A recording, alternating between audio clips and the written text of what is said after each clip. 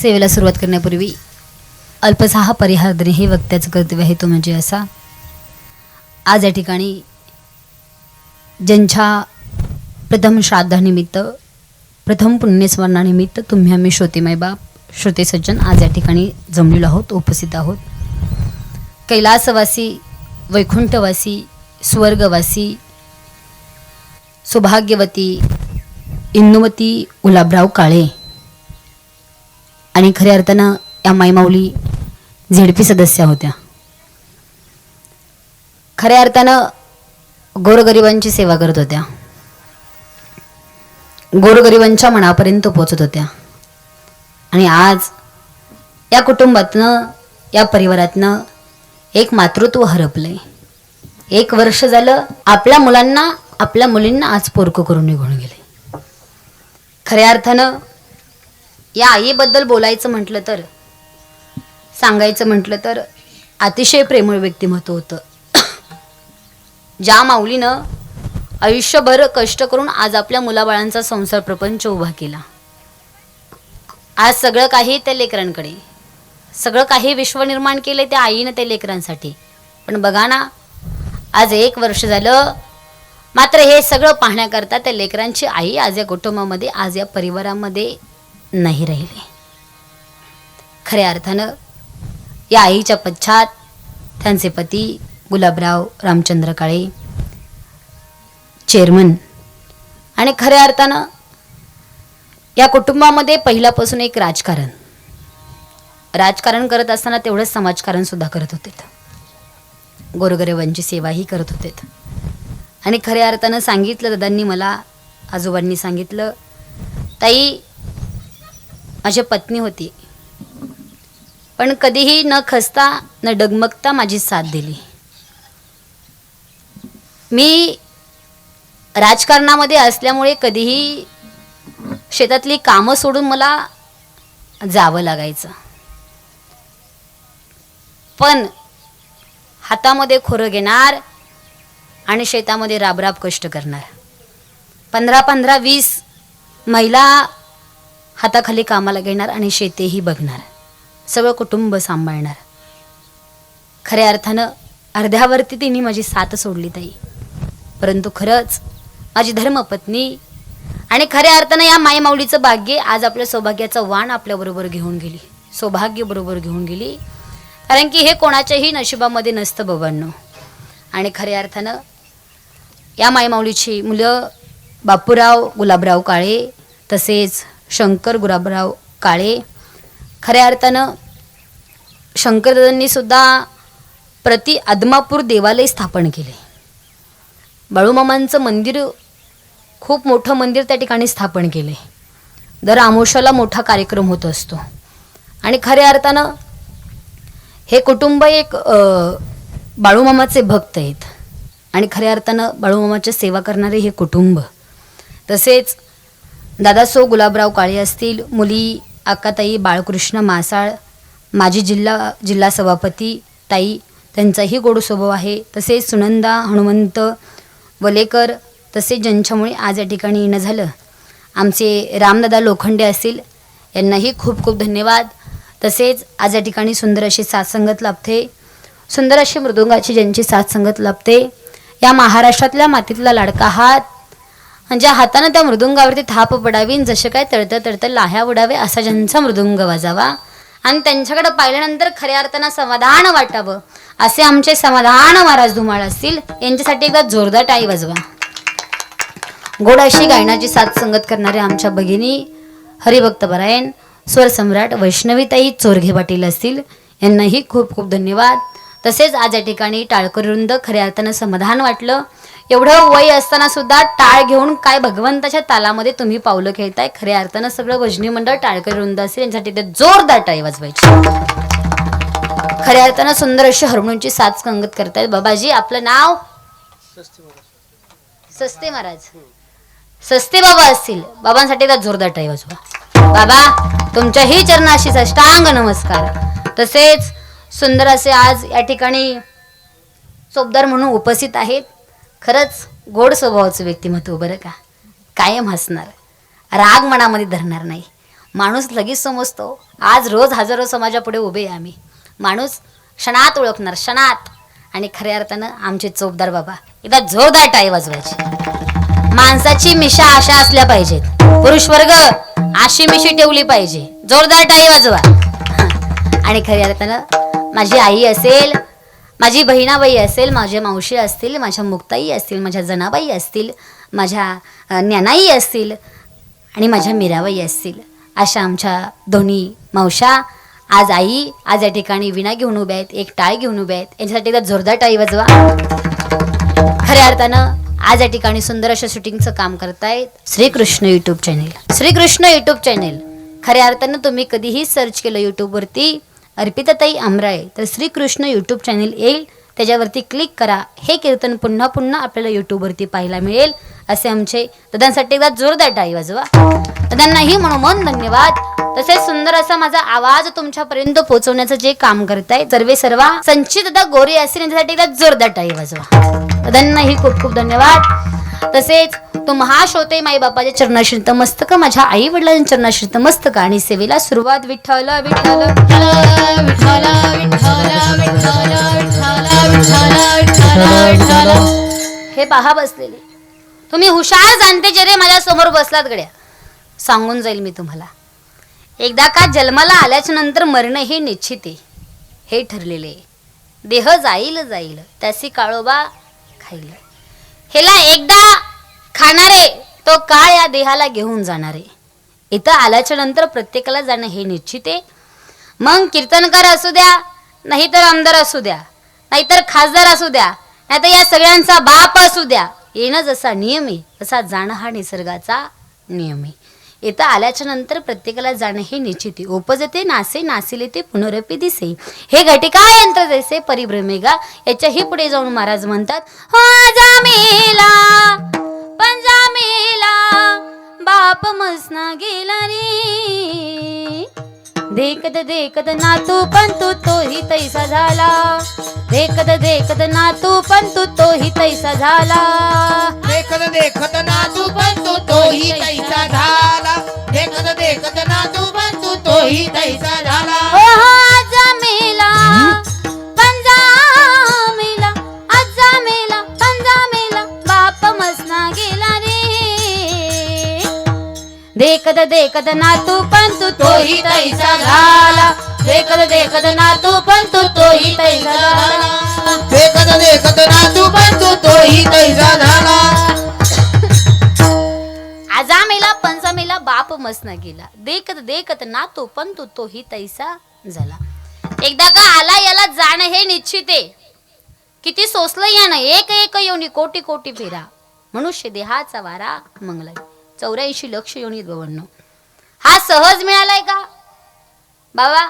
सहज मिळालाय का? हा बसले तुम्ही थोडंसं बोला. सहज मिळालाय का? नव. आंधळ्याच्या हातात कावळा सापडावा असा हा सापडलाय, असा हा मिळालाय. मग याला असा वाया जाऊ देऊ नका. खरं सांगू, अरे हे जीवन जगत असताना असं जीवन जगायचं बाबांनो. तू का म्हणे एका मरण्याची सरी उत्तमची उरे कीर्ती मागे. आपण जर मेलोत ना तर आपल्या पाठीमागं उत्तम कीर्ती आपली राहिली पाहिजे, असं जीवन जगायचं. कारण हे जीवन जगत असताना असं जीवन जगायचं, असं जीवन जगायचं की अरे आपण जर मेलोत ना तर आपल्यासाठी इतरांच्या डोळ्यामध्ये पाणी येणं ही आयुष्यभराची कमाई, असं जीवन जगायचं. नाहीतर बाबा एखाद्यानं जाऊन दुसऱ्यानं म्हणावं बरं झालं गेला, चांगलाच नव्हता. खरं सांगू, आपला लाख वैरी असू द्या बाबांनो, पण त्या वैराच्या सुद्धा डोळ्यामध्ये पाणी यावं बाबाजी. आणि त्या वैरानं सुद्धा म्हणावं ए बाबा त्याजन माझं वय लाख लाख वैर होतं, परंतु तो खऱ्या अर्थानं चांगला होता, असं जीवन जगायचं. कारण बसलेले या कीर्तनाच्या निमित्तानं माझं एक एक वाक्य घरी घेऊन जा बरं का. तुम्ही किती जीवन जगताय याला खऱ्या अर्थानं महत्त्व नव्हे. तुम्ही किती जीवन जगताय याला खऱ्या अर्थानं महत्त्व नाहीये, परंतु तुम्ही कसं जीवन जगताय ना याला खऱ्या अर्थानं महत्त्व आहे. म्हणून हॅपी लाईफ जीवन जगायचं, आनंदी जीवन जगायचं. कारण मी सांगितलं life is not once more, हे आयुष्य पुन्हा नाहीये. म्हणून माणसानं क्षणाक्षणाला विचार करून जीवन जगलं पाहिजे. क्षणाक्षणाला विचार करून जीवन जगलं पाहिजे. भगवंतानं जसं दिलंय तसंच माणसानं राहिलं पाहिजे. जेवढं दिलंय त्याच्यामध्ये भगवंतानं जेवढं दिलंय त्याच्यामध्ये तुम्ही आम्ही समाधान मानलं पाहिजे. दुसऱ्याचा बंगला बघून आपल्या झोपडीला काय आग लावायची का? लावायची का? नाही. भगवंतानं जसं दिलंय तसंच माणसानं राहिलं पाहिजे. एक कावळा होता. तो कावळा आंब्याच्या झाडावरती बसलेला कावळा तो कावळा आंब्याच्या झाडावरती बसल्या बसल्या रडू लागला. आणि त्या रडणाऱ्या कावळ्याचे अश्रूचे थेंब त्या आंब्याच्या झाडाखाली एक साधू बसले होते. त्या साधू महाराजांच्या मांडीवरती त्या कावळ्याचे अश्रूचे थेंब मांडीवरती पडत होते. कावळा रडू लागला. रडणाऱ्या कावळ्याचे थेंब साधू महाराजांच्या मांडीवरती पडू लागले. साधू महाराजांची समाधी मोडली आणि साधू महाराजांना वर चमकून पाहिलं तर एक कावळा आंब्याच्या झाडावरती बसलाय आणि तो कावळा रडतोय. कावळे दादा, अरे का रडतो रे बाळा? काय झालं बाबा? तसा कावळा आंब्याच्या झाडावरून उडाला आणि भुर्र दिशेने खाली आला. साधू महाराज, अहो याला काय जीवन म्हणतात का साधू महाराज? अहो असलं जीवन जगण्यापेक्षा मेलेलं बरं की साधू महाराज. अहो मला भगवंतानं काय कलर दिलाय? काळा कुट्ट कलर. असला कुठं कलर असतो का? याला काय कलर म्हणतात का? अहो कलरच द्यायचा होता तर चांगला कलर द्यायचा होता ना. अहो मी कोणाच्या घरावरती बसलो तर मी ओरडायला लागलो तर लोक हातामध्ये दगड घेतात आणि माझ्या पाठीमागे लागतात. त्यांना माझं ओरडणं सुद्धा सहन होत नाही. मग अहो असलं जीवन जगण्यापेक्षा एकदाच मेलेलं बरं की. मला कोणी प्रेमानं खायला घालत नाही, कोणी मला प्रेमानं जवळ घेत नाही. अहो याला काय जीवन म्हणतात का? याला काय जगणं म्हणतात का? असलं जगणं नको मला, हे असलं जगणं. कावळा रडू लागला. साधू महाराजांना त्या कावळ्याची दया आली आणि साधू महाराज त्या कावळ्याला म्हणतात, कावळा म्हणतो, साधू महाराज बघा ना हो, तो बगळा बघा काय पांढरा शुभ्र आहे. तो राजहंस बघा किती पांढरा शुभ्र आहे. सरोवरावरती काय फिरतोय. अहो काय त्याचं सुंदर जगणं आहे. अहो लोक त्याच्यापाशी येतात, त्याला बघतात आणि हजारो लोक त्याच्यापाशी जाऊन अशी सेल्फी काढतात. अहो किती सुंदर कलर दिलाय त्या बगळ्या, त्या राजहंसाला भगवंतानं. पांढरा पांढरा शुभ्र कलर दिलाय. आणि माझा कलर म्हणजे नुसता काळा कुळकुळीत नको. हे जगणंच नको मला असलं. याला काही जगणं म्हणतात का? असलं जगणं जगण्यापेक्षा मेलेलं बरं की. तेवढ्यात साधू महाराज कावळ्याला सांगू लागले, कावळे दादा, अरे रडू नको रे बाबा. तुला वाटतंय का तुला राजहंस बनायचे? हे बघ, मी तुला ना एका मिनिटात राजहंस बनवतो. फक्त एकदा जा त्या राजहंसापाशी आणि त्या राजहंसाला विचार तुझं जगणं कसं आहे. तो राजहंस जर म्हणला ना की माझं जगणं खूप सुंदर आहे, तुला एका मिनिटात मी राजहंस बनवतो. पण कावळे दादा, जाता जाता माझं एक वाक्य घेऊन जा. भगवंताने दिले त्या परिस्थितीमध्ये आपण जगलं पाहिजे. नाही नाही साधू महाराज, अहो याला काय जगणं म्हणतात का? काय तो राजहंस, किती सुंदर त्याचं जगणं आहे. नको हे असलं मला जगणं. बरं ठीक आहे कावळे दादा, एकदा जा रे बाबा त्या राजहंसापाशी आणि त्या राजहंसाला विचार तुझं जगणं चांगलं आहे का? लगेच आल्याबरोबर मी तुला राजहंस बनवतो. अरे हा फक्त नावाचा साधू नाहीये, मी तर तपश्चर्या केलेला साधू आहे रे. माझ्या तपश्चर्याच्या सामर्थ्यावरती तुला क्षणात 2 मिनिटात मी तुला राजहंस बनवतो. जा त्या राजहंसाला विचार तुझं जगणं कसं आहे. कावळा साधू महाराजांपासून निघाला, भुरकन उडाला आणि राजहंसापाशी गेला. राजहंस पाण्यावरती सुरावरावरती डोलत डोलत डोलत डोलत राजहंस चालला होता.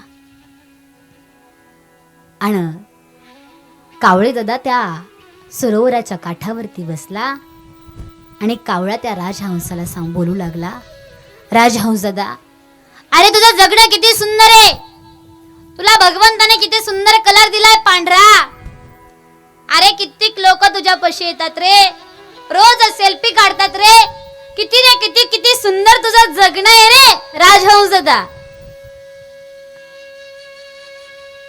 राजहंस म्हणतो, कावळी दादा, अरे याला काय जगणं म्हणतात का?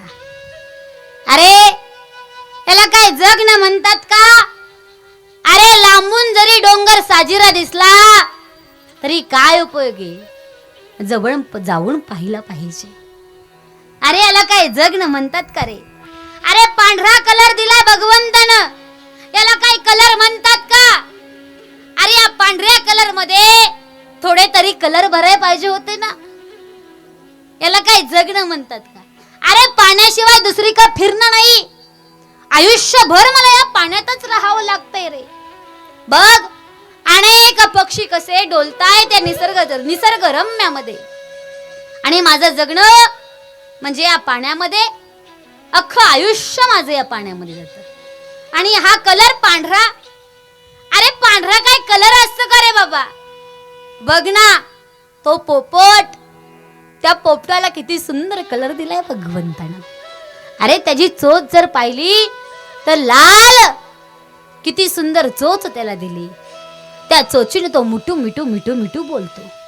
लोक त्याला घरी घेऊन जातात, खायला घालतात, त्याच्यावरती प्रेम करतात, त्याला सांभाळतात.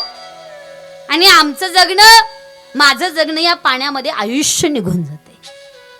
अरे असलं जगणं जगण्यापेक्षा अरे त्या पोपटाचं जगणं बघ किती सुंदर आहे. कावळा तिथून उडाला आणि पोपटापाशी गेला. पोपट एका पिंजऱ्यामध्ये पोपट होता, आणि कावळा त्या पोपटापाशी गेला आणि पोपटाला कावळा म्हणू लागला, पोपट दादा, अरे फार तुझं कौतुक केलं त्या राजहंस दादानं, फार कौतुक केलं. काय तुला सुंदर कलर दिलाय रे भगवंतानं. लाल चोच, त्या चोचीने तो मुटू मुटू मिठू मिठू बोलतो. काय सुंदर तुला कलर दिलाय, लोक तुझ्यावरती किती प्रेम करतात, तुला घरी आणतात, किती प्रेम तुझ्यावरती करतात, तुला नाही नाही ते प्रकारचं खायला सुद्धा घालतात.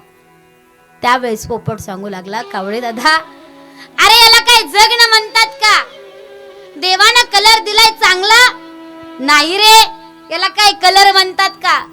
अरे लाल लाल चोच दिली, त्या चोचीना देव मिठू मिठू मिठू मिठू बोलायला सुद्धा लावतात लोक. मला लोक बोलतील तसं मी बोलण्याचा प्रयत्नही मिठू मिठू बोलण्याचा प्रयत्नही करतो. पण अरे याला काय आयुष्य म्हणतात का? कधी कधी लोक येतील, कधी माझ्यावरती जाळ टाकतील आणि कधी मला या पिंजऱ्यात ठेवतील सांगता येत नाही. एकदा का या पिंजऱ्यात अडकलो की माझं अख्खं आयुष्य या पिंजऱ्यात जातं रे. याला काय जगणं म्हणतात का? अरे बघ अनेक पक्षामध्ये कित्येक रंग भरलेत. काय पक्षी या निसर्गरम्याचा आनंद घेत आहेत, आणि माझं आयुष्य मात्र या कशात जातंय? पिंजऱ्यात निघून जातंय. अरे माझ्यापेक्षा तो मोर बघ, त्या मोरामध्ये किती कलर दिलेत भगवंताने. अरे त्या मोराच्या पिसाऱ्यामध्ये अनेक प्रकारचे रंग भरलेत भगवंताने. अरे त्या मोराने जर पिसारा फुलवला तर हजारो लोक त्या मोरापाशी जाऊन सेल्फी घेतात. अरे देवानं त्याला राष्ट्रीय मोर म्हणून पदवी दिली. काय पदवी दिली त्या मोराला? बघ माझ्यापेक्षा त्या मोराचं जगणं फार गोड आहे. किती कलर दिलेत भगवंताने त्याच्यात. कावळा तिथून उडाला आणि मोरापाशी गेला. मोर कुठे होता? मोर एका ठिकाणी चिडिया घरामध्ये मोर होता. चिडिया घरामध्ये असणारा मोर, चिडिया घर माहिती असेल तुम्हाला. चिडिया घरामध्ये असणारा मोर, लोक आली की असा पिसारा फुलवायचा. लोक त्याच्यापाशी हजारो लोक यायची, सेल्फी काढायची, संध्याकाळी निघून जायची. संध्याकाळच्या 6 वाजता ते चिडिया घर बंद झालं आणि मग कावळा मात्र त्याच्यापाशी गेला आणि कावळा त्या मोराला म्हणू लागला, मोर दादा, काय रे किती सुंदर तुझं आयुष्य रे, किती कलर भरले तुझ्यामध्ये देवानं. अरे किती सुंदर तुझे पिसारे पंख आहेत, त्या पिसाऱ्यामध्ये कित्येक अनेक प्रकारचे कलर भरलेत. अरे तुझ्या पिसाऱ्याने तर लोक घरही सजवतात, घरही तुझ्या पिसाऱ्याने सजवले जातात. अरे तुला राष्ट्रीय मोर म्हणून पदवी आहे. मोर दादा, किती किती किती सुंदर तुझं जगणं आहे रे. त्यावेळेस मोर सांगू लागला, कावळे दादा, अरे याला काय जगणं म्हणतात का रे बाबा? एका चिडिया घरामध्ये माझं आयुष्य निघून जातंय रे कावळे दादा. कधी लोक येतील, कधी माझ्यावरती जाळी टाकतील आणि कधी मला त्या चिडिया घरामध्ये घेऊन जातील ना, ते सांगता येत नाही रे. आयुष्यभर त्या चिडिया घरामध्ये मला मरावं लागतं. अरे लोक माझ्या पंखाने घर सजवतात हे मान्य आहे मला, पण अरे तेच पंख उपटताना मला कित्येक त्रास होत असेल. अरे माणसानं आपल्या हातावरचा एक केस उपटला तर माणसाला सहन होत नाही आणि माणसं माझ्यापाशी येतात, माझे पंख ओढतात. अरे मला फार त्रास होतो रे, फार त्रास होतो. अरे याला काय जगणं म्हणतात का? माझे पंख उपटून घेऊन जातात आणि त्यांची गरज सजवतात. अरे राष्ट्रीय मोर म्हणून मला पदवी आहे, पण काय उपयोग आहे? तसे लोक मला दर्जा सुद्धा देत नाही. रोज लोक येतात की माझ्यापाशी सेल्फी काढतात. अरे कावळे दादा, या पक्षामध्ये सगळ्यात सुखी पक्षी कोणी असेल ना रे कावळे दादा, तर तो म्हणजे तू आहेस कावळे दादा, तू आहेस. बघ ना, अरे तुला कोणी घरी प्रेमानं नेत नाही, तुला कधी कोणी खायला प्रेमानं घालत नाही, तुला डांबून ठेवत नाही. अरे तुझं जगणं किती सुंदर आहे रे कावळे दादा. तुला कधी कोणी घरी नेत नाही, कधी कोणी डांबून ठेवत नाही, पिंजऱ्यामध्ये ठेवत नाही. अरे तो मन जगतो, या निसर्गाचा आनंद घेत तू जीवन जगतो कावळे दादा. या पक्षामध्ये सगळ्यात सुखी पक्षी कोणी असेल तो कावळे दादा तू आहेस. कावळा तिथून उडाला, भुर्रकन उडाला आणि त्या साधू महाराजांपाशी आला आणि साधू महाराजांना सांगितलं, साधू महाराज, मला राजहंस बनायचं नाही, मला पोपटही बनायचं नाही, मला मोरही बनायचं नाही. साधू महाराज, मी कावळा आहे ना, मला कावळाच असू द्या. पण हे कावळ्याला कधी कळालं? ज्यावेळेस साधू महाराजांनी सांगितलं त्यावेळेस त्या कावळ्याला कळालं. म्हणून माझं सांगणे प्रत्येक बसलेल्या इथं माणसाला माझं सांगणे, भगवंताने जसं आयुष्य दिलंय तसं आम्ही आयुष्य जगलं पाहिजे. जेवढं दिलंय त्याच्यामध्ये आम्ही समाधान मानलं पाहिजे. कारण माझे संत महात्मे म्हणतात की बाबा रे, दुसऱ्याचा बंगला बघून तुमच्या आमच्या झोपडीला काय आग लावायची का? ज्या वेळेस माणूस खरा मनामध्ये कधी दुःखी होत असेल ना बाबा, खरं सांगू, माणूस आयुष्यामध्ये खरा दुःखी कधी होत असेल तर माणूस दुसऱ्याचा बंगला बघून ज्या वेळेस माणूस मनामध्ये जळतो ना, त्यावेळेस खऱ्या अर्थानं मनामध्ये माणूस दुःखी होतो, आयुष्यामध्ये दुःखी होतो. म्हणून भगवंतानं जसं आयुष्य तुम्हाला आम्हाला दिलंय तसं जीवन जगा. हे जीवन खूप सुंदर आहे, कारण या जीवनाचा क्षणाचा भरोसा नाही. एकदा का काळाची उडी पडली की तुम्हाला आम्हाला इथून निघून जायचंय. इथं आल्याच्या नंतर प्रत्येकाला जाणं हे निश्चित आहे, कारण हे भाड्याचं घर आहे आणि या भाड्याच्या घराला एक ना एक दिवस तर जावं लागणारच आहे.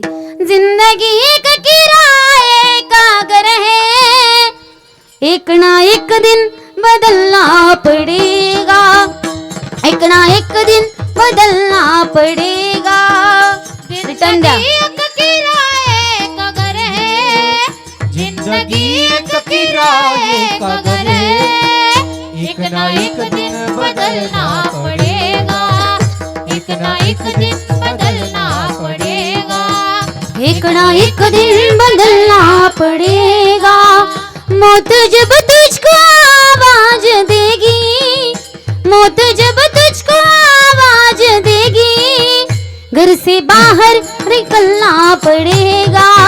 जिंदगी एक किराए का घर है, जिंदगी एक किराए का घर है, एक ना एक दिन बदल बदलना पड़ेगा, एक ना एक दिन बदलना पड़ेगा, एक ना एक दिन बदलना पड़ेगा।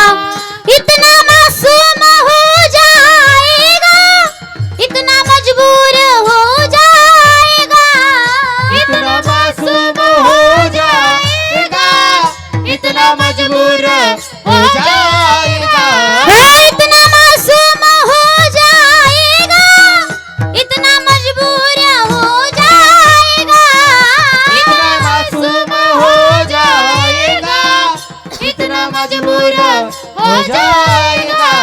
ये जो मखमल, ये जो मखमल, ये जो मखमल, ये जो मखमल का चोला है तेरा, ये जो मखमल का चोला है तेरा, एक फण में बदलना पड़ेगा।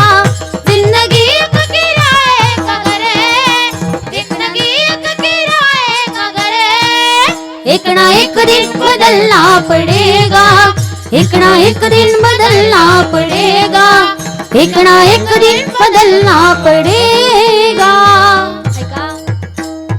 हे भाड्याचं घर आहे बाबांनो, त्या भाड्याच्या घराला एक ना एक दिवस जावं लागणार आहे. म्हणून तुम्ही आम्ही जीवन जगत असताना हे चांगलं जीवन जगा. कारण आता क्षणात माणसातून माणूस निघून जातोय, सांगता सुद्धा येत नाही. चालता बोलता माणूस तुमच्यातून आमच्यातून निघून जातोय. म्हणून जन्माला आल्याच्या नंतर बाबांनो ऐका, आपल्या भगवंताची सेवा करायची, देव देश धर्माची सेवा करायची, आणि तिसरं म्हणजे आपल्या आई वडिलांची सेवा करायची. कारण या जगाच्या पाठीवरती जे आई वडिलांना केलं ना, ती या जगाच्या पाठीवरती दुसरं कोणी करू शकत नाही. म्हणून बसलेले पांडुरंगासारख्या बापाच्या आणि रुक्मिणीसारख्या आईच्या कधीही डोळ्यात पाणी येईल असं कधीच वाईट कृत्य करू नका. कारण ऐका, या जगाच्या पाठीवरती आई काय करते तुमच्या आमच्यासाठी. ऐका, श्यामची आई साने गुरुजी माहिती असेल तुम्हाला, श्यामची आई पुस्तक माहिती असेल. साने गुरुजींनी बाबा 40 रात्रा झेलमध्ये घालवल्या, 40 रात्रा झेलमध्ये घालवल्या आणि एक आत्मकथा लिहिली, श्यामची आई. पुस्तक माहिती असेल तुम्हाला सर्वांना, श्यामची आई. श्यामची आई आत्मकथा लिहिली आणि साने गुरुजी म्हणतात, ज्या वेळेस मी पुण्यामध्ये शाळेमध्ये होतो, आमची परिस्थिती नसल्या कारणाने एका आश्रम शाळेमध्ये मी राहत होतो. आणि त्या आश्रम शाळेमध्ये असताना संध्याकाळचा मी झोपल्याच्या नंतर मला स्वप्न पडलं आणि माझ्या स्वप्नामध्ये माझी आई आली आणि आई मला बोलू लागली, श्याम, ए श्याम, अरे मला फार आठवण येते रे तुझी दादा, मला भेटायला येतोस का रे श्याम, येतोस का रे श्याम मला भेटायला दादा, फार फार आठवण येते रे श्याम तुझी मला. मला डचकून जाग आली तर रात्रीचे 12 वाजले होते. असं वाटलं मी सारखं आई आई करत असतो ना, म्हणून मला आईची आठवण आली असेल, म्हणून माझी आई माझ्या स्वप्नामध्ये आली असेल. मी पुन्हा झोपलो आणि पहाटे 5च्या दरम्यान ब्रह्ममुहूर्ताच्या वेळेवरती मला पुन्हा स्वप्न पडलं. पुन्हा माझी आई माझ्या स्वप्नामध्ये आली आणि आज माझी आई मला म्हणू लागली, श्याम, येतोस ना रे दादा, फार आजारी आहे रे श्याम मी. हे श्याम, अरे काही क्षणाची सोबती राहिली रे श्याम. ए रे बाळा, मला तुला डोळे भरून पाहायचे रे श्याम. येणारे लेकरा, एकदा या आईला भेटून जाणार रे बाळा. डचकन झोपेतून जागा झालो, घड्याळामध्ये पाहिलं तर पहाटेचे 5 वाजले होते आणि मला आईचे बोल कानावरती आठवले, श्याम, पहाटेच्या ब्रह्ममुहूर्तावरती पडलेली स्वप्न काहीशी खरी असतात श्याम. मला झोप येईना, 6 वाजता मी गरम पाण्याने आंघोळ केली. गरम पाण्याने आंघोळ केली आणि 7 वाजता एसटी स्टँड वरती गेलो.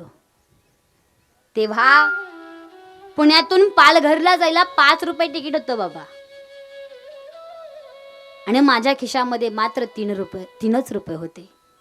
असं वाटलं कोणीतरी भेटेल, गावाकडचं उसनवाडी करेल आणि मग माझ्या आईला भेटेल, एसटी पकडेल. 10 वाजले, 11 वाजले, 1 वाजले, दुपारचे 3 वाजले, पण कोणीही भेटले नाही. पोटामध्ये अन्नाचा कणही नव्हता. आईला भेटायचं होतं एवढंच वाटत होतं. आईला डोळे भरून पाहावं एवढंच वाटत होतं. भूक लागली होती, पोटामध्ये दुखत होतं, कावळे ओरडत होते, पण आईच्या ओढीनं मला खाऊशी सुद्धा वाटत नव्हतं. 4 वाजले, 5 वाजले आणि 5 वाजता एक एसटी आली आणि त्या एसटीतून एक जोडपं खाली उतरलं आणि त्या जोडप्यानं मला हाक मारली, ए पोरा, अरे आमची एवढी बॅग नेऊन देतोस का रे बाळा? आम्ही तुला खाऊला पैसे देऊ. किती पैसे द्याल हो काका? हे बाळा, तुला किती पैसे पाहिजेत रे? काका, मला अवघे 2च रुपये द्या, अवघे 2 रुपये द्या. ए बाळा, तू आमची एवढी बॅग नेऊन दिलीस ना रे, फार ओझं झालंय रे. तू आमची एवढी बॅग नेऊन दिलीस ना, आम्ही तुला 4 रुपये देऊ. किती? तुला आम्ही 4 रुपये देऊ, पण एवढी आमची बॅग नेऊन देतोस का रे दादा? फार ओझं झालंय रे, ओझं सहन होत नाहीये. त्या 4 रुपयाच्या हवेच्या पोटी, त्या 4 रुपयाच्या हवेच्या पोटी ती बॅग मी डोक्यावरती घेतली आणि चालू लागलो. त्या जोडप्याच्या घराकडे निघालो. बॅग फारशी जड होती. चुमडीला नसल्या कारणाने ती बॅग मला डोक्याला फार रुतत होती. त्या बॅगने पार असे खड्डे पडले होते डोक्याला. काय करावं सुचेना. कधी ही बॅग खाली उतरेल असं झालं होतं. पळत पळत पळत मी त्या जोडप्यापर्यंत आलो, त्या जोडप्याच्या घरापर्यंत आलो. मागं वळून पाहिलं तर त्या जोडप्याला फारसा यायला उशीर होता. बॅग तर फार डोक्याला रुतली होती. कधी बॅग उतरवेल असं झालं होतं. पण मी भीतीचा आधार घेत घेत बॅग खाली उतरवणार, तेवढ्यात बॅग माझ्या हातातून निसटली, धडदिशी खाली पडली. त्या बॅगचं लॉक तुटलं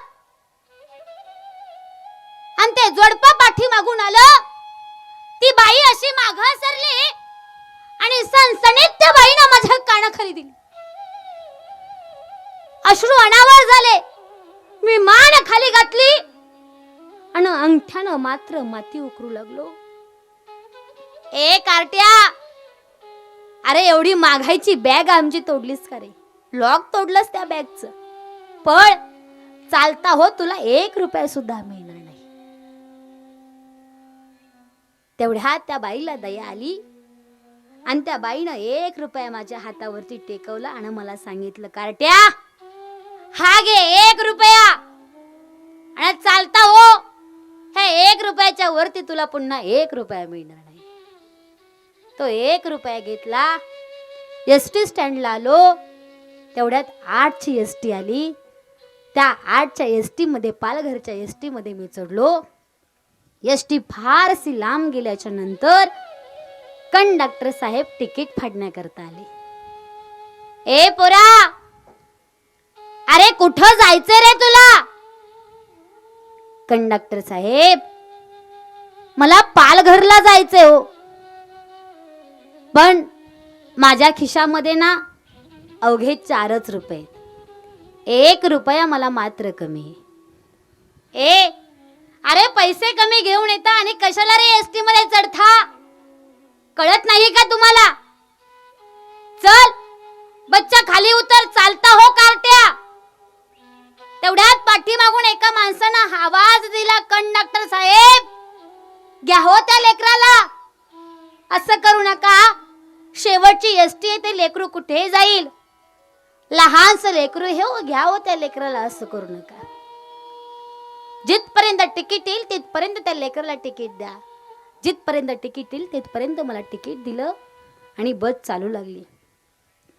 चालता चालता बस त्या पालघरच्या जंगलामध्ये आली आणि त्या पालघरच्या जंगलामध्ये बस थांबली आणि मला त्या पालघरच्या जंगलामध्ये उतरवण्यात आलं. घनदाट जंगल होतं, भयानक जंगल होतं.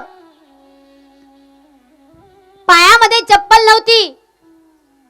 कोह्या कुल्ल्याचे आवाज माझ्या कानावरती येत होते. वाघाच्या डरकाळ्या माझ्या कानावरती पडत होत्या. अनेक श्वापदांचे आवाज माझ्या कानावरती येत होते. फार भीती वाटत होती. तेवढ्यात माझ्या आईचे बोल मला आठवले. श्याम, ज्या वेळेस तुला भीती वाटेल ना रे बाळा, त्या वेळेस तुझ्या मुखामध्ये तू राम रक्षा गा. तुला भीती वाटायची नाही. मी राम रक्षाचे उद्गार माझ्या मुखामध्ये घेतले. राम रक्षा गायला सुरुवात केली आणि त्या पालघरच्या जंगलातून निघालो. पायात चप्पल नसल्या कारणाने खडे माझ्या पायाला टोचत होते, काटे टोचत होते, रक्तबंबाळ माझे पाय झाले होते. काटे असे ओरबडले होते, माझ्या हाताला फांद्या ओरबडल्या होत्या. पालघरच्या जंगलातून रस्ता काढत काढत काढत मी घरापाशी आलो तर एक निमनिमता दिवा होता. मुंबईची आत्या आली होती, पुण्याची मावशी आली होती. माझे भाऊ, माझे वडील गुडघ्यामध्ये डोकं घालून खाली मान घालून बसले होते. माझा 2.5 महिन्याचा भाऊ पुरुषोत्तम पाळण्यामध्ये झोपलेला होता आणि माझी बहीण, मोठी बहीण माझी अक्का, चुलीला जाळ घालत घालत तशीच झोपून गेली होती. फाटका शर्ट, ते पोलका शर्ट, फाटका परकर, तसाच अंगाचा विलका घालून तशीच झोपली होती. मी भाऊंपाशी गेलो आणि भाऊंना बोलू लागलो, भाऊ, अहो आई कुठे? भाऊ, अहो आई कुठे? आईला सांगा श्याम आलाय. भाऊ, श्याम आलाय. आईला सांगा श्यामला भूक लागलीये, काहीतरी गरम गरम खायला कर म्हणावं आईला. भाऊ, तुम्ही बोलत की नाही? का बोलत नाही भाऊ तुम्ही? अहो आईला सांगा श्याम आलाय, गरम पाणी ठेव, तोंड हातपाय धुवायचे. भाऊंनी वर चमकून पाहिलं. भाऊंचं लक्ष माझ्या पायाकडे गेलं. फुटलेले पाय पाहिले, रक्त भंबाळ झालेले पाय पाहिले. भाऊंना अश्रू अनावर झाले. भाऊंनी हुंदका गिळला आणि पुन्हा गुडघ्यात डोकं घालून भाऊ बसले. भाऊ, तुम्ही का बरं बोलत नाही? बोला ना भाऊ, आई कुठे?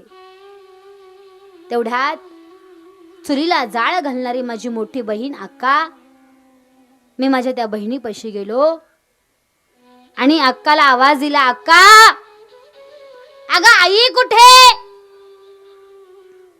तसा माझी बहीण अक्का तडकन उठून उभी राहिली आणि माझी बहीण बोलली, श्याम, अरे आई आपल्याला कायमचं सोडून निघून गेली रे दादा. निघून गेली? अगं कुठे निघून गेली आई? मामाच्या घरी गेली का? नाही रे श्याम. मग अगं आई शेतामध्ये गेली का? नाही रे श्याम. अगं भाऊंचं आणि आईचं काही भांडण झालं का? नाही रे श्याम. अगं आई गोट्यामध्ये गेली का शेण काढायला? नाही रे श्याम. अगं आई सरपण आणायला गेली का? अरे नाही रे श्याम. मग अगं कुठे गेली माझी आई? ए श्याम, अरे आपली आई आपल्याला आयुष्यभरासाठी सोडून निघून गेली रे श्याम. त्या देवा घरी गेली रे श्याम आपली आई. त्या देवा घरी गेली.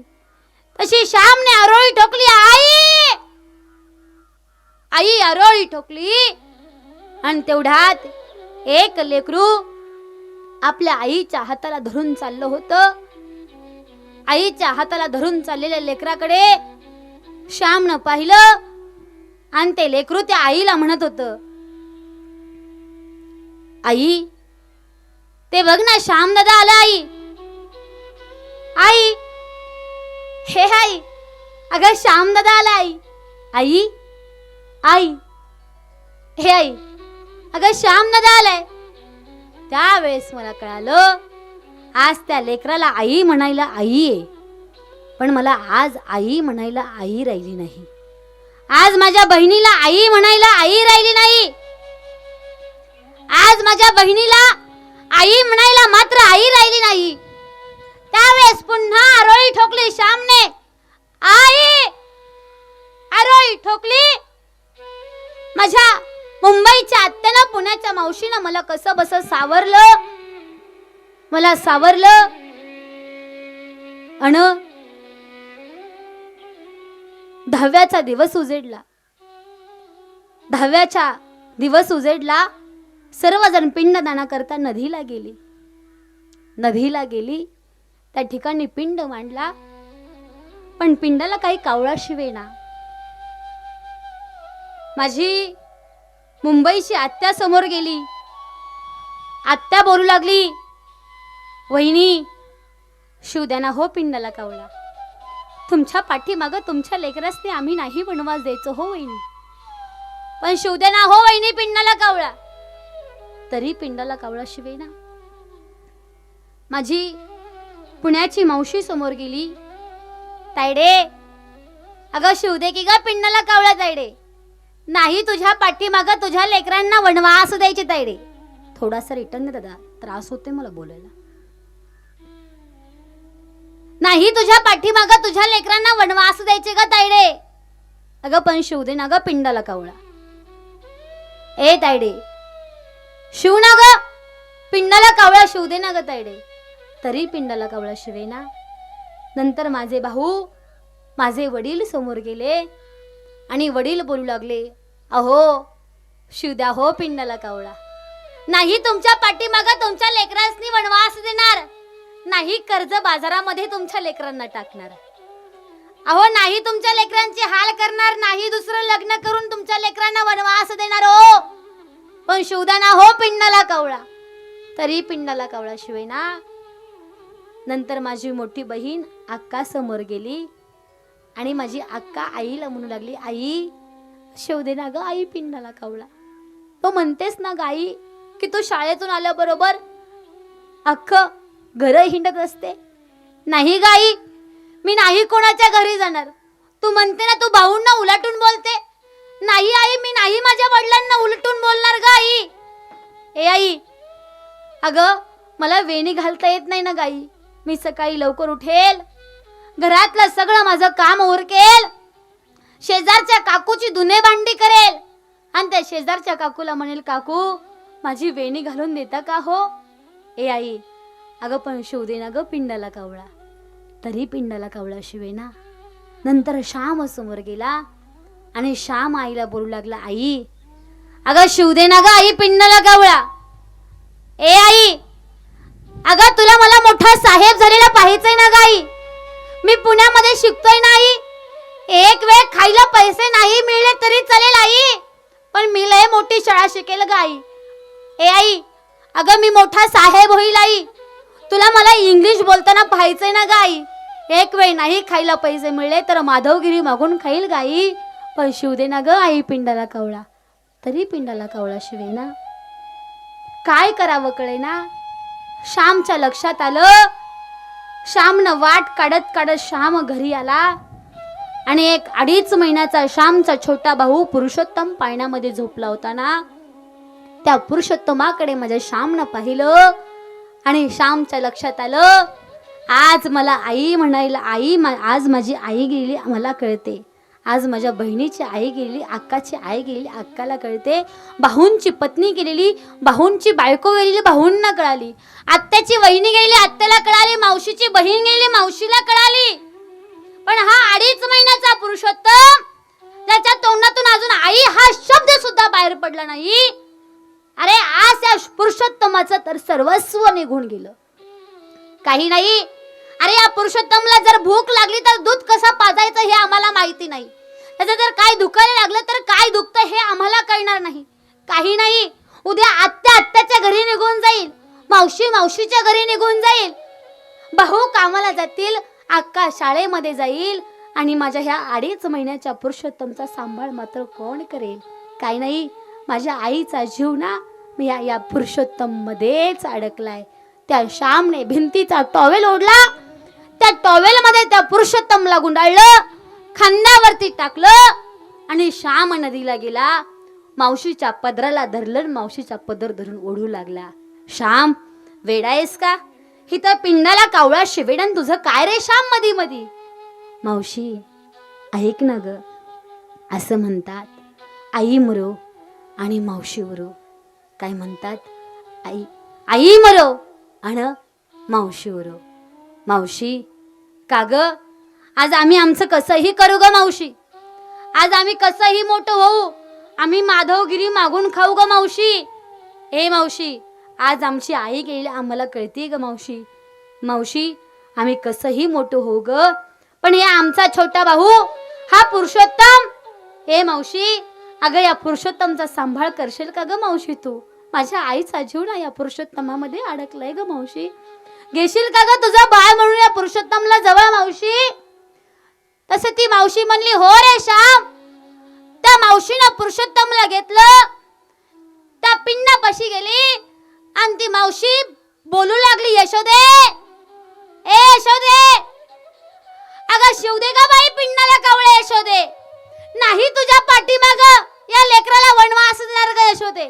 तुझ्यासारखी माया लावता नाही आली तरी चालेल, पण यशोदे माझ्या लेकरासारखं सांभाळ ग यशोदे तुझ्या लेकराला. ए यशोदे, आजपासून पुरुषोत्तम हा मावशीचा ठरला जाईल आणि श्याम हा आईचा ओळखला जाईल ग यशोदे. शिवदेना ग यशोदे पिंडाला कावळा यशोदे. तरी पिंडाला कावळा शिवेना. त्या मावशीनं पुरुषोत्तमला घेतलं, मांडी घातली, खाली बसली आणि त्या पुरुषोत्तमचे पटा पटा पटा मुके घेतले आणि त्या बहिणीला सांगितलं, यशोदे शिवदे ग पिंडाला कावळा. आपल्या पदराच्या आड त्या पुरुषोत्तमला घेतलं आणि सांगितलं, यशोदे नाही ग तुझ्या लेकराला वनवास देणार, शिवदे ग पिंडाला कावळा यशोदे. तसं 4 कावळे एका झाडावरती बसलेले कावळे भरकन खाली उडून आले. एका कावळ्यानं त्या पिंडामध्ये चोच घातली, तो पिंड चोचीनं बाहेर घेतला आणि श्यामनं पुन्हा आरोळी टोकली, आई अगं जन्म दिल्यापासून आमच्यासाठी जगलीस ग आई, आज आई आम्हाला आयुष्यभरासाठी निघून गेलीस आई, सोडून गेलीस. तरी आई तुझा जीव अडकला का ग ह्या 2.5 महिन्याच्या पुरुषोत्तम मध्ये आई. ए आई, अगं जन्माला आल्यापासून आमच्यासाठी जगली, आज आम्हाला सोडून निघून गेली आई, तरी आमच्यासाठीच जगली का ग आई? ऐका आई, फक्त आणि फक्त आपल्या आयुष्यामध्ये आपल्या लेकराशिवाय दुसरं कोणाचाही विचार करत नाही. जन्माला आल्यापासून ती आई, त्या आईचं चित्त आपल्या लेकरावरतीच असतं. त्या आईचं आई आपल्या लेकराचं हितच पाहत असते आणि तेच महाराज अभंगाच्या प्रथम चरणात सांगतात. लेकुराचे हित, लेकुराचे हित,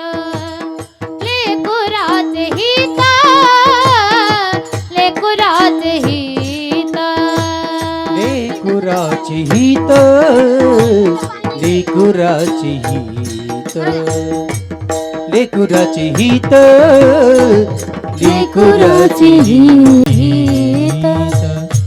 लेकुराचे हित, लेकुराचे हित. वाहे मावू वाह वाह, लीचे क्या बात चित्त, वाहे मावू लीचे चित्त, वाहे मावू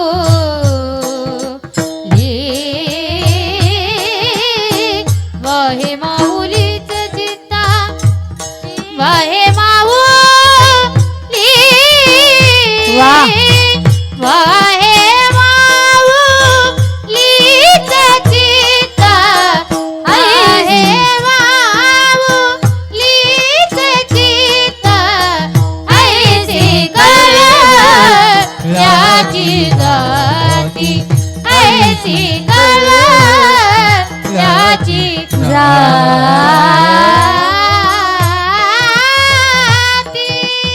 वा, एकदा जोरदार टाळी वाजवा वैष्णवी ताईंसाठी. ऐका, जन्माला आल्यापासून ती आई आपल्या लेकराच्या हिताचाच विचार करत असते. त्या आईचं चित्त अख्खा ते आपल्या लेकरामध्ये असतं. म्हणून महाराज म्हणतात, लेकुराचे हित वाहे माऊलीचे चित्त, म्हणून ऐका बसले त्या आई वडिलांची सेवा करा. कारण ऐका, या जगामध्ये भगवान परमात्म्याला प्रत्येकाची वैयक्तिक काळजी करणं शक्य नाही. म्हणून तोच भगवान परमात्मा जिच्या रूपामध्ये तुमचा आमचा सांभाळ करण्याकरता आला ना, तिचं नाव आई आहे. ऐका, या जगामध्ये जर देवाला यायचं म्हटलं तर आईशिवाय पर्याय नाही. या जगामध्ये तुम्हा संतांना यायचं म्हटलं तर आईशिवाय पर्याय नाही. आणि या जगामध्ये तुम्हा आम्हा सर्वसामान्य जीवाला यायचं म्हटलं तर आईशिवाय पर्याय नाही. ऐका, ज्यावेळेस जगाच्या मालकाची उत्पत्ती अयोध्यामध्ये झाली त्यावेळेस त्या जगाच्या मालकाला कौशल्य हे माध्यम वापरावं लागलं होतं बाबा. मग या जगामध्ये येता आलं. तोच भगवान परमात्मा 8व्या अवतारामध्ये ज्यावेळेस गोकुळामध्ये दैत्यांचा संहार करण्याकरता आला त्यावेळेस देवकी माध्यम हे वापरावं लागलं. मग येता आलं. या जगामध्ये जगत कल्याणाकरता संतांना यायचं म्हटलं तर आईची आई ही उपाधी वापरावी लागली. मग संतांना जगत कल्याणाकरता या ठिकाणी येता आलं. मग ऐका, या ठिकाणी देवाला यायचं म्हटलं तर आईशिवाय पर्याय नाही. या जगामध्ये संतांना यायचं म्हटलं तर आईशिवाय पर्याय नाही. आणि या जगामध्ये तुम्हा आम्हा सर्वसामान्य जीवाला यायचं म्हटलं तर आईशिवाय पर्याय नाही. या जगामधून या विश्वामधून जाण्याचे अनेक मार्ग आहेत बाबांनो, पण या जगामध्ये प्रवेश करण्याचा एकमेव मार्ग कोणी असेल तर ती तुमची आमची आई आहे. तुमची आमची आई आहे. अरे आज आमचं सौंदर्य पाहून बाबा, आज आमचे कपडे पाहून, आज आमची प्रॉपर्टी पाहून आमच्यावरती कोटी लोक प्रेम करणारे आम्हाला पाहायला मिळतात. पण आमचा चेहराही न पाहता जिनं 9 महिने 9 दिवस उदरामध्ये वागवलं, वाढवलं आणि 9 महिन्यानंतर जिनं तुम्हा आम्हाला जन्म दिला ना, ते तुमचं आमचं मातृत्व आहे. अरे ब्लेड पडणं जर थोडंसं बोट कापलं बसलेले तर ते वेदना आपल्याला सहन होत नाही. परंतु हातभर पोट फाडून लेकराला जन्म देते आणि अर्ध्या तासानं त्या हातभर फाडलेल्या पोटाचं दुःख विसरून ज्या वेळेस त्या लेकराला आपल्या जवळ घेते ना, त्यावेळेस हातभर फाडलेलं पोटाचं दुःख विसरते ना, तिचं नाव आई असतं. अरे माणूस मेल्याच्या नंतर बाबा त्याच्यावरती पहिला विधी होतो तो म्हणजे अग्निडाग दिला जातो. पहिल्या दिवशी माणसाला अग्निडाग दिला जातो. दुसऱ्या दिवशी सगळेजण सावडण्याकरता स्मशानामध्ये जातात. सांगा तुम्ही मला बाबा, आज हजारो रुपये ज्या चेहऱ्यावरती खर्च केले त्या चेहऱ्याचा एकही स्पेअरपार्ट शिल्लक राहत नाही. एका जाणत्यानं अग्निदेवतेला प्रश्न विचारला, का रे अग्निदेवता म्हणे, अरे आज प्रत्येक एक माणूस, रोज एक माणूस तुझ्या सानिध्यामध्ये, रोज एक मड अग्निदेवता तुझ्या सानिध्यामध्ये. अरे तू त्याचं सगळं काही जाळतो, तू त्याचं सगळं काही जाळतो रे अग्निदेवता. परंतु अरे तू त्या माणसाचे हाडं का जाळत नाही. त्यावेळेस त्या अग्निदेवतेने एवढं सुंदर उत्तर दिलं की अरे माणसाचं सगळं काही जाळणं हे माझ्या हातामध्ये, पण माणसाची हाडं ज्या आईच्या दुधापासून मजबूत बनलेत ना, त्या आईच्या दुधाला जाळण्याची ताकद मात्र ही माझ्यामध्ये नाहीये. आईच्या दुधाला जाळण्याची ताकद त्या भगवंतामध्ये सुद्धा नाहीये. ऐका, म्हणून आईच्या दुधाचे उपकार तुमच्या आमच्यावरती फार उपकार आहेत. त्या आईच्या दुधाचे उपकार तुम्ही आम्ही कधीच विसरू शकणार, फेडू शकणार नाहीत. कारण ऐका, एक माता माऊली बाबा आपल्या असणाऱ्या लहान लेकराचा सारखाच नटाफटा करायची, त्याला सजवायची, त्याला दजवायची, दिवसातून 10 वेळा त्याचे कपडे बदलायची, मेकअप करायची. शेजारची एक शेजारीन तुझ्यापाशी आली आणि तिला म्हणली, का ग, मी रोज पाहते तू तुझ्या लेकराचा रोज 10 वेळा त्याला जर तोंड हातपाय धुते, 10 वेळा त्याला गंध लावते, पावडर लावते, 10 वेळा त्याची दिवसातून कपडे बदलते. का ग, तू आज त्या लेकराला एवढं सांभाळतेस, तो भविष्यात तुला सांभाळेल का. त्यावेळेस त्या आईनं हसत हसत उत्तर एवढं गोड दिलं, अगं तो भविष्यात सांभाळ अथवा न सांभाळू ते मला माहिती नाही, पण त्या लेकराला मला आत्ता सांभाळणं ना हे माझं कर्तव्य आहे. कारण ती आई फक्त आपल्या लेकराच्या हिताचा विचार करत असती. ती आई आपल्या लेकरासाठी आयुष्य खचवत असती. म्हणून महाराज अभंगाच्या दुसऱ्या चरणात ऐसी कळवळ्याची जाती, ऐसी कळवळ्याची जाती, हो हो हो हो, ऐसी कळवळ्याची जाती, ऐसी कळवळ्याची जाती, हो हो हो ऐसी कळवळ्याची जाती, ऐसी कळवळ्याची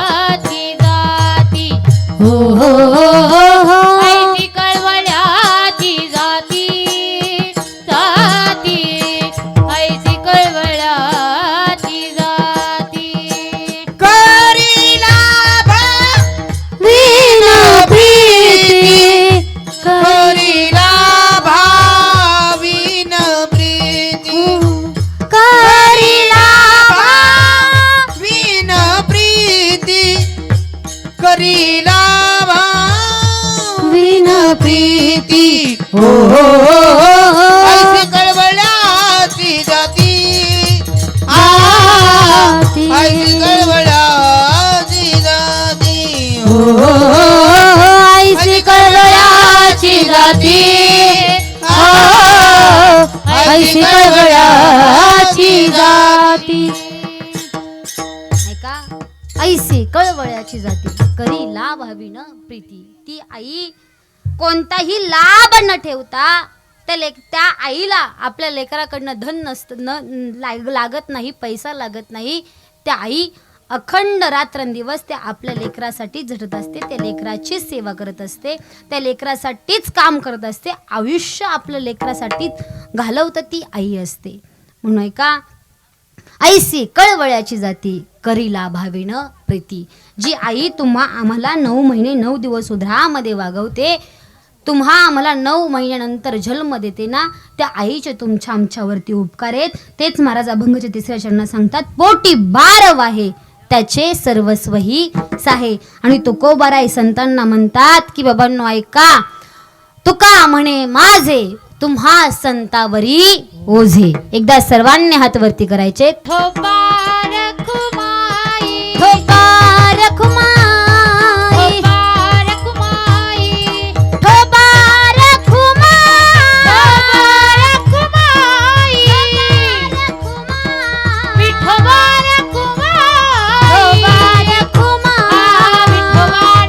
चला लवकर. ठोपा रखुमाई चला लवकर. महिला मंडळ कोणीतरी एकीने उठा. ठोपा रखुमाई विठोबा रखुमाई ठोपा हरी हरी हरी रखुमाई हरी ठोबा रखुमाई ठोपा जय जय जय रखुमाई विठोबा रखुमाई ठोपा रखुमाई विठोबा रखुमाई हरी जय जय जय हरी जय जय हरी जय जय जय हरी जय जय हरी हरी हरी हरी हरी हरी हरी हरी हरी हरी हरी हरी हरी जय जय जय हरी जय जय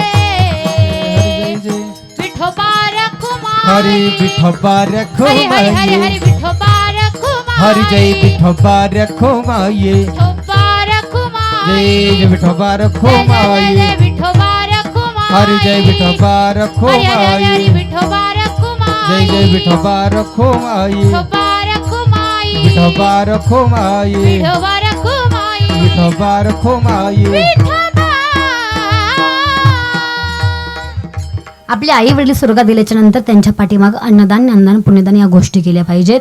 कारण की स्वर्गात गेले आई वडील ते वाट पाहतात की माझ्या कुळामध्ये असा एखादा मुलगा जन्माला येईल की तो माझ्या नावानं अन्नदान करेल ज्ञानदान करेल. ते स्वर्गात गेले आई वडील वाट पाहतात आणि ते तुम्ही जर केलं त्या आई वडिलांच्या नावानं अन्नदान ज्ञानदान पुण्यदान तर ते स्वर्गात गेलेले आई वडील म्हणतात की तुका म्हणे पितृ.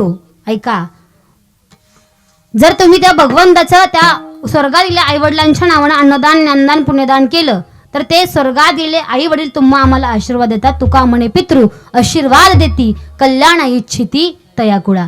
आणि जर तुम्ही नाही केलं तर ते स्वर्गात गेले आई वडील म्हणतात की अरे आमचा मुलगा असं का वागतो, त्याच्यासाठी सगळं काही आम्ही केलं, आयुष्य खचवलं, ज्याला लहानाचं मोठं केलं, त्याच लेकराला साधं आपल्या नावानं अन्नदान ज्ञानदान पुण्यदान आपल्या नावानं श्राद्ध घालायला त्या लेकराला वेळ नाही. त्यावेळेस ते स्वर्गातल्या आई वडील वरतून पाहता ती स्वर्गीचे पूर्वज पाहता ती स्वर्गीचे पूर्वज स्वर्गीचे पूर्वज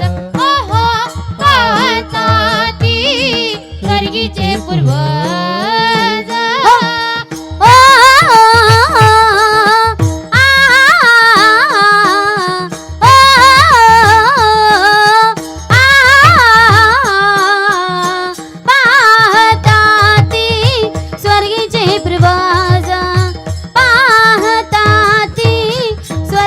पूर्वज वंशभक्त राजा वंशभक्त राजा बाबा कोण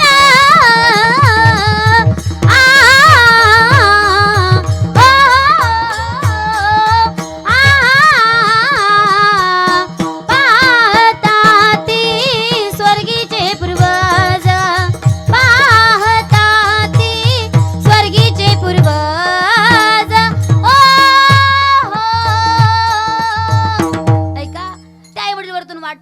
माझ्या कुळामध्ये असा एखादा मुलगा जन्माला येईल, ते माझ्या नावानं अन्नदान ज्ञानदान पुण्यदान करेल. म्हणून स्वर्गात गेलेले आपले आई वडील असतील बसलेले, तर त्यांच्या नावानं अन्नदान ज्ञानदान पुण्यदान केलं पाहिजे. आणि त्या आई वडिलांच्या नावानं पाठीमागं कीर्तन भजनही झालं पाहिजे. कारण इथं केलेलं पुण्य स्वर्गामध्ये गेल्याच्या नंतर प्राप्त होतं बाबा. म्हणून गेलेल्या आत्म्यांसाठी पाठीमागं कीर्तन भजन हे झालं पाहिजे. अगदी अगदी 12:05 आपल्याला फुले टाकायचे.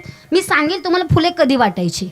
ओके, सर्वांनी ताहाड बसा. 5 मिनिटाचा वेळ घेणार आहे मी, तुमचा जास्तीचा वेळ घेणार नाही. आज या कुटुंबातून, आज या परिवारातून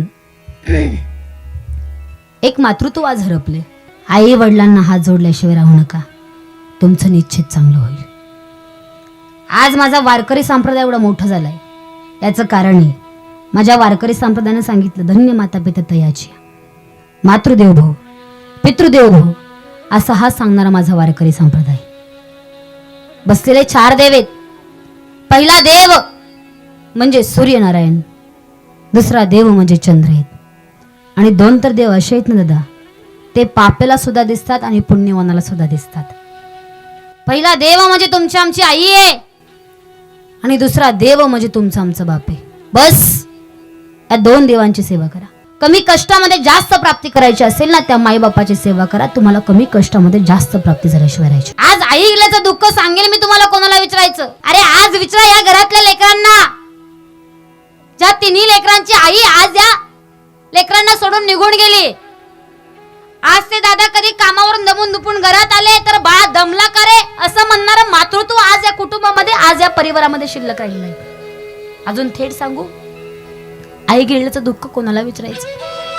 विचारा आज त्या दोन्ही लेकींना, विचारा आज आमच्या त्या अक्काताईंना, ज्या ताई जर कधी सासरमधून कंटाळून माहेरी आल्या तर त्यांच्या तोंडावरून प्रेमानं माईनं हात फिरवणारी आई आज या कुटुंबामध्ये राहिली.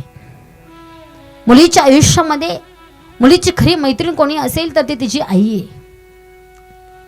अरे त्या मुलीनं आपल्या माहेरामध्ये यावं आणि त्या मुलीच्या भावाचा मुलगा कुठेतरी ओट्यावरती खेळत असावा. त्या भावाच्या लेकरानं आपल्या आत्याला पाहावं आणि ते लेकरू पळत पळत आतमध्ये जावं आणि आपल्या आजीला म्हणावं, आजी ते बघ हत्या आली आत्या. अरे 75 वर्षाची म्हातारी असू द्या, दणकन उभी राहते, काठी हातामध्ये घेते आणि दन दन दन करीत त्या दरवाजापर्यंत येते. त्या लेकीच्या तोंडावरून हात फिरवते आणि त्या लेकीला म्हणते, माय लय दिवसातून दिसलीस ग माझी माय, लय दिवसातून दिसलीस. बाळा ग बरं आहे ना, बघ तुझा संसार प्रपंच सगळं ठीक चाललंय ना ग तायडे, तुला कोणी उन्ह दुन तर नाही ना ग बोलत तायडे. अरे हे सगळं सगळं सगळं विचारणारी ती आई असते. त्या मुलीनं शाळेतनं घरी यावं बसलेले, दप्तर टाकावून कुठेतरी खेळण्यासाकरता बागडसाठी निघून जावं. आईनं यावं त्या लेकीला एक चापट लावावी, त्या लेकीला म्हणावं, काय ग कसं ग व्हायचं तुझं लगीन झाल्यावरती. त्या मुलीनं राग राग झोपून घ्यावं.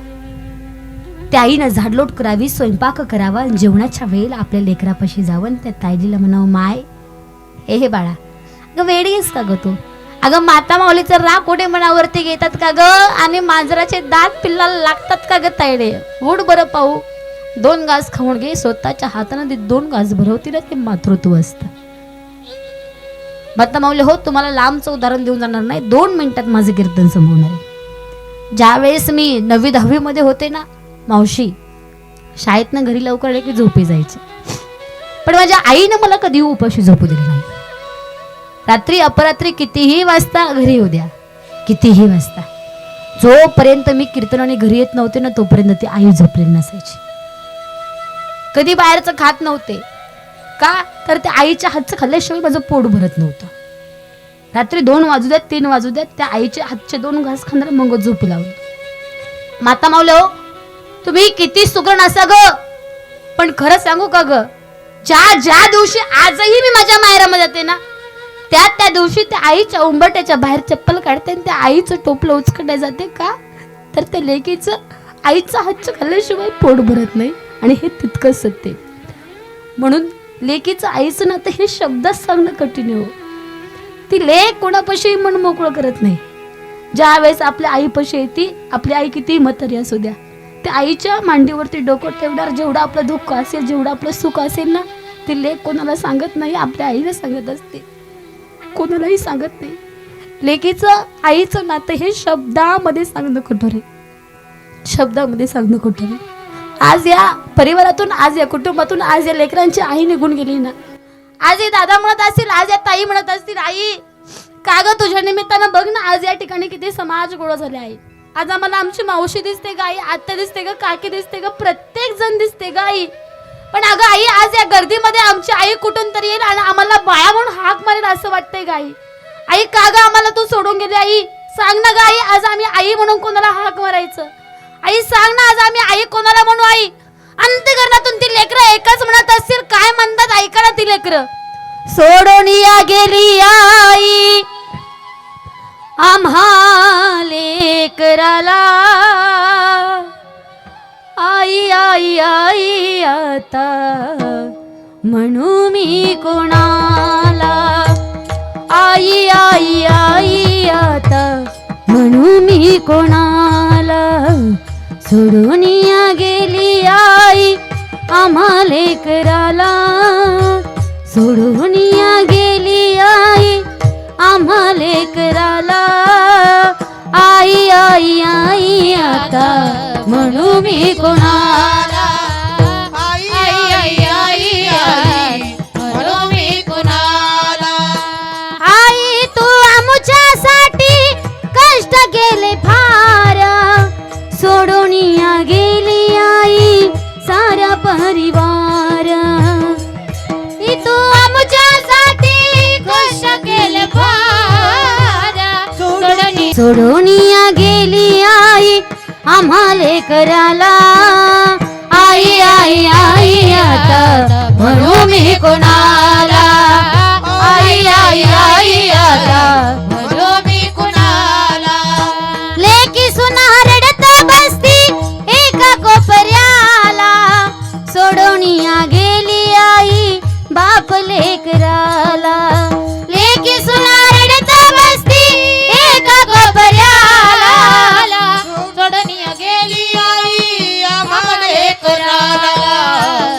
सुना रडत बसती एका कोपऱ्याला, सोडून या गेली आई आम्हा लेकराला, सोडून या गेली आई आम्हा लेकराला, सोडून या गेली आई आम्हा लेकराला, आई आई आई आता म्हणू मी कोणाला, आई आई आई आता म्हणू मी कोणाला. म्हणून बाबा उभ्या आयुष्यामध्ये त्या पांडुरंगासारख्या बापाच्या आणि रुक्मिणीसारख्या आईच्या डोळ्यामध्ये पाणी असं वाईट कृत्य करू नका. त्या आई वडिलांची सेवा करा. एक वेळ गाईच्या गोट्यामध्ये ठेवा, शिळा भाकरीचा तुकडा का होईना त्या आई वडिलांना वाढा, परंतु त्या आई वडिलांना वृद्धाश्रमामध्ये टाकू नका. कारण जे कोणी आपल्या आई वडिलांना वृद्धाश्रमामध्ये टाकतो ना दादा, त्या आई वडील शेवटचे आई वडील त्या वृद्धाश्रमातले एकच म्हणत असतात.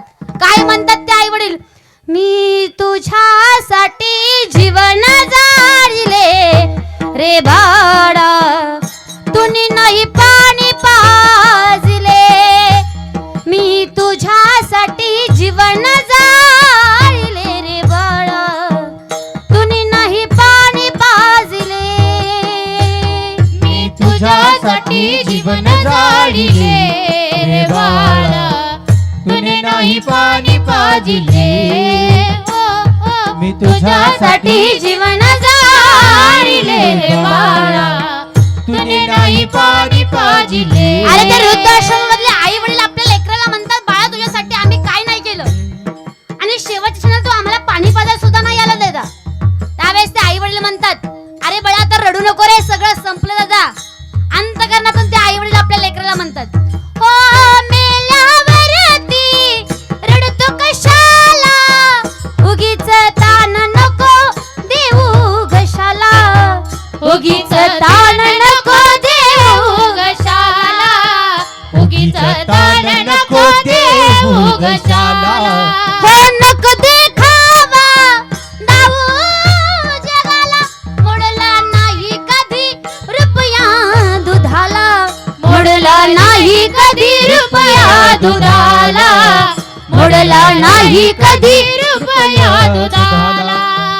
मी तुला पाहून डोळे बौडिले रे बाळा, कुणी नाही पाणी पाजले हो. मी तुला पाहून डोळे रे बाळा, कुणी नाही पाणी पाजले. त्या आई वडील शेवटी त्या लेकराला एक म्हणतात. 2च मिनिटाचा प्रसंग सांगून जाईल. आई वडील म्हणतात, बाळा जेव्हा ठेवायचं होतं तेव्हा तू आम्हाला तू तुझ्यापाशी ठेवलं नाही. सगळं संपलं रे. शेवटच्या क्षणाला श्वास जाणार तेव्हा तू आम्हाला वृद्धाश्रमामध्ये टाकलं. इथं वस्तीला प्रत्येक माईबापाचं, म्हाताऱ्या माईबापाचं एकच वाक्य असतं. त्या म्हाताऱ्या माईबापाला कधी आयुष्यामध्ये वाटत नाही आपल्या लेकरांनी आपल्याला धन दौलत द्यावी, पैसा द्यावा, कधी वाटत नाही. प्रत्येक म्हाताऱ्या माईबापाला एकच वाटतं, ज्या वेळेस आपला जीव जाईल ना, ज्या वेळेस आपले प्राण जाईल ना, भरल्या डोळ्याने आपल्या लेकराकडे पाहावं आणि मग आपला जीव सोडावा. आपल्या लेकरांनी आपलं डोकं आपल्या मांडीवरती घ्यावं, हातावरती घ्यावं. हातावरती डोकं घेतल्याबरोबर त्या लेकराकडे वरती नजर करून पाहावं, डोळे भरून पाहिल्या बरोबर प्राण सोडावे. प्रत्येक मायबापाची इच्छा असते. आणि ते वृद्धाश्रमामध्ये टाकतात ना, ते आई वडील म्हणतात, बाळा जेव्हा ठेवायचं होतं तेव्हा तू तुझ्यापाशी ठेवलं नाही रे. आता काय उपयोग दादा, सगळं संपलंय, आता आमची एकच खोली आहे. ते आई वडील म्हणतात, हो पुष्प फुलांची सजवून डोली, स्मशानात मी बांधली खोली, स्मशानात मी बांधली खोली, स्मशानात मी बांधली खोली. आता तुझ्याशी कोणी ना बोली, शेवटी अंगठ्याने पाणी मी प्याली, शेवटी अंगठ्याने पाणी मी प्याली, शेवटी अंगठ्याने पाणी मी प्याली. मी तुला पाहून डोळे झाकिले रे बाळा, तुनी नाही पाणी पाजले, मी तुझ्यासाठी जीवन लावले बाळा, तुनी नाही पाणी पाजले. कैलासवासी, देववासी, वैकुंठवासी, स्वर्गवासी, सौभाग्यवती, आज खऱ्या अर्थानं भाग्य या मायमौलीचं की आपलं सौभाग्य आपल्यासोबत घेऊन गेली. हे कोणालाही मिळत नाही. आपलं कुंकू आपल्यासोबत घेऊन जायला सुद्धा नशीब लागतं. आणि खऱ्या अर्थानं सौभाग्यवती इंदुमती गुलाबराव काळे आणि खऱ्या अर्थानं ZP सदस्य होत्या. खऱ्या अर्थानं राजकारणात असताना लोकांची सेवा केली, राजकारण करत असताना समाजकारण सुद्धा केलं, गोरगरिबांची सेवा केली. फार सेवा करून खऱ्या अर्थानं गोरगरिबांची सेवा करून गोरगरिबांच्या मनांचा विचार केला.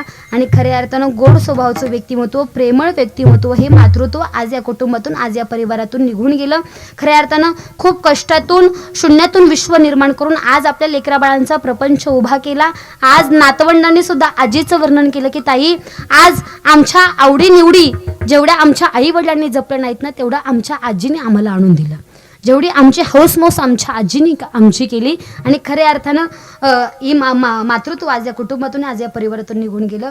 खऱ्या अर्थानं या कुटुंबावरती, या परिवारावरती फार मोठा दुःखाचा डोंगर कोसळलाय. तसेच या मातामौलीच्या पश्चात त्यांचे पती गुलाबराव रामचंद्र काळे चेअरमन आहेत दादासुद्धा. तसेच मुलगा बापूराव गुलाबराव काळे, शंकर गुलाबराव काळे. खऱ्या अर्थानं शंकरदादांनी प्रति अदमापूर देवालय स्थापन केले या ठिकाणी. खऱ्या अर्थानं बाळूमामांचे त्या ठिकाणी मंदिराचं काम त्या ठिकाणी केले. भव्य दिव्य त्या ठिकाणी नियोजन होतं. दर अमावस्येला मोठा समाज त्या ठिकाणी गोळा होतो. आणि खऱ्या अर्थानं भगवंताची सेवा करणारं हे कुटुंब, हे परिवार. आणि तसेच या आईंच्या मुली आमच्या अक्काताई बाळकृष्ण म्हासाळ असतील, माजी जिल्हा सभापती, तसेच सुनंदा हनुमंत वलेकर असतील. तसेच आज या कुटुंबानं या दुःखातून लवकरात लवकर सावरावं अशी माऊलींच्या पांडुरंगाची प्रार्थना करेल.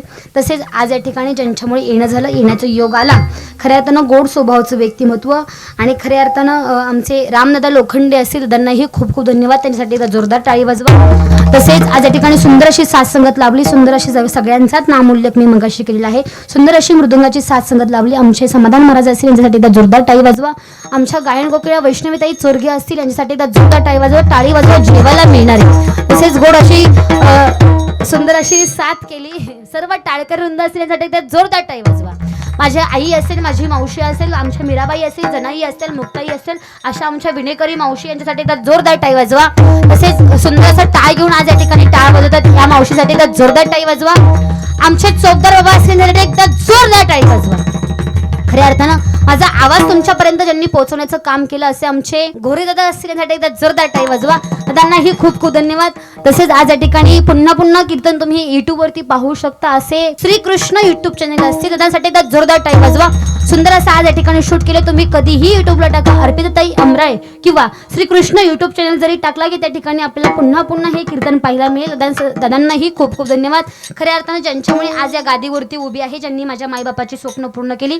माता मौल्य, माझ्या आई वडिलांचं एकच स्वप्न होतं की माझ्या मुलीनं अख्ख्या महाराष्ट्रभर कीर्तन करावी. नवे झी टोकीत मन मंदिरावरती माझ्या लेखीची कीर्तन व्हावी. आणि खऱ्या अर्थानं आपण पाहतो एखाद्या मुलीच्या पाठीवरती तिच्या पतीचा जर हात असेल तर ती मुलगी कुठेच कमी पडू शकत नाही. आणि अगदी असंच माझ्या पाठीवरती कायम कर्तृत्वाची आणि कौतुकाची थाप मारणारे माझे पती हरिभक्त परायण विनोदाचारी आदरणीय दत्तात्रय महाराज पवार यांच्याही चरणाशी नतमस्तक होते.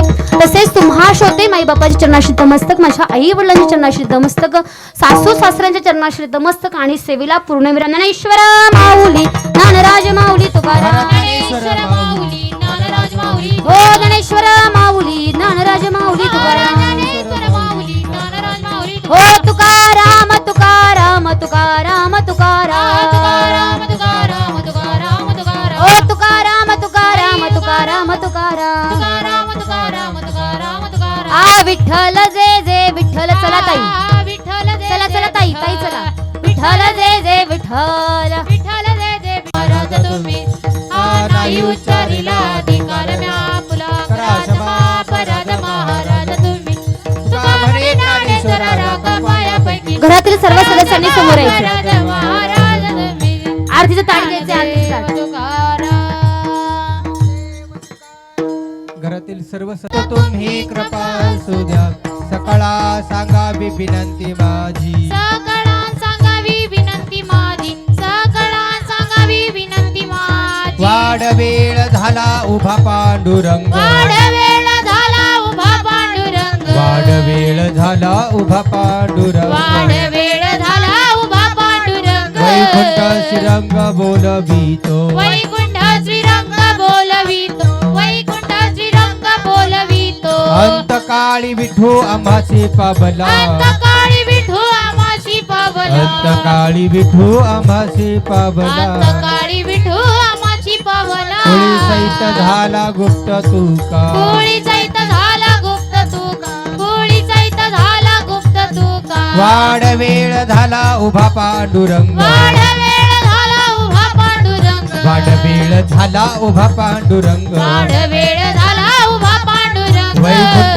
श्रीरंग बोलवितो, वैकुंठ श्रीरंग बोलवितो, वैकुंठ श्रीरंग बोलवितो. पुंडलिका वरदार विठ्ठल श्री ज्ञानदेव तुकाराम, पंढरीनाथ भगवान की जय, माऊली ज्ञानेश्वर महाराज की जय, जगद्गुरु संत तुकाराम कैवल्य तेजा सेविकी साधू संता, मनोवेदला वाजा आरती ज्ञानराजा. लोपल ज्ञान जागी हिताने नसती कोणी, अवतार पांडुरंग नाव ठेविले ज्ञानी आरती ज्ञानराजा. महाकैवल्य तेजा सेविकी साधू संता, मनोवेदला माझा आरती ज्ञानराजा. प्रगट भुय बोले विश्व ब्रह्माची केले राम जनार्दनी, चरणी मस्तक ठेविले आरती ज्ञानराजा. महाकैवल्य तेजा सेविकी साधू संता, मनोवेदला माझा आरती ज्ञानराजा.